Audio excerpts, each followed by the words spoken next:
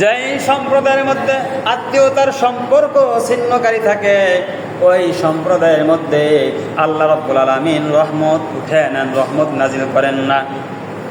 আদাবুল মুফরাদ এই কিতাবের 63 নম্বর হাদিসের বর্ণনা, ক্বালা রাসূলুল্লাহ সাল্লাল্লাহু আলাইহি ওয়াসাল্লাম, রাসূলুল্লাহ সাল্লাল্লাহু আলাইহি ওয়াসাল্লাম বলেন, ইন্নার রাহমাতা লা তানজিলু আলা কওমিন ফীহিম কাতিউ রাহিমিন।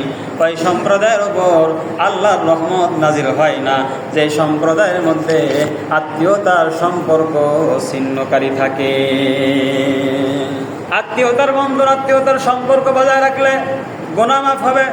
রাসূলুল্লাহ সাল্লাল্লাহু আলাইহি ওয়াসাল্লাম সুনানে তিরমিজি 904 নম্বর হাদিসের মধ্যে বলেন, ইবনে ওমর রাদিয়াল্লাহু তাআলা আনহু থেকে বর্ণিত, আন্না রাজুলান, এক ব্যক্তি নবী করিম সাল্লাল্লাহু আলাইহি ওয়াসাল্লামের কাছে আসলো।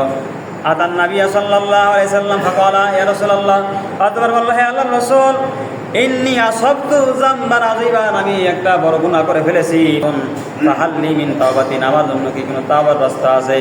ক্বালা, রাসূলুল্লাহ সাল্লাল্লাহু আলাইহি ওয়াসাল্লাম বললেন, হাল্লাকা মিন উম্মিন, তোমার কি মা আছে? ওই ব্যক্তি বললেন, ক্বালা লা, না আমার মা নাই। ক্বালা হাল্লাকা মিন খালাতিন, তোমার কি খালা আছে? ক্বালা নাম। ওই ব্যক্তি বলল, হ্যাঁ আমার খালা আছে।